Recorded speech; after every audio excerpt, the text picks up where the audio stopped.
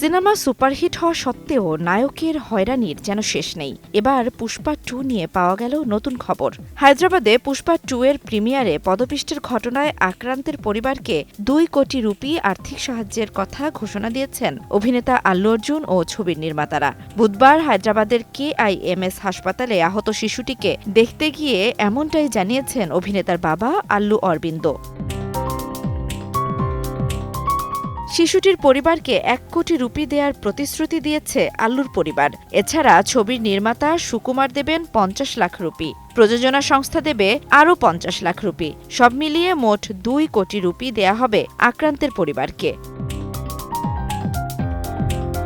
গত 4 ডিসেম্বর হায়দ্রাবাদের সন্ধ্যা থিয়েটার প্রেক্ষাগৃহে পুষ্পা 2 দ্য রুল ছবির প্রিমিয়ারে দুর্ঘটনাটি ঘটে। অভিনেতা আল্লু প্রেক্ষাগৃহে উপস্থিত হতেই উপচে পড়ে ভিড়। পদপিষ্ট হয়ে মৃত্যু হয় 35 বছর বয়সী রেবতীর। তার 9 বছরের সন্তান সাইতেজও গুরুতর জখম হয়। 21 দিন ধরে হাসপাতালে চিকিৎসাধীন। এতদিন কোমায় থাকার পর মঙ্গলবার রাতে জ্ঞান ফিরেছে তেজের।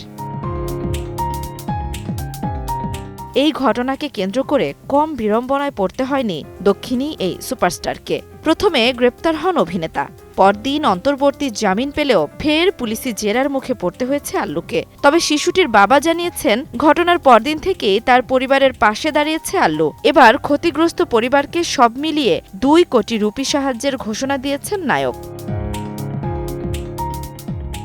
জান্নাতুল দোলনা, সময় সংবাদ।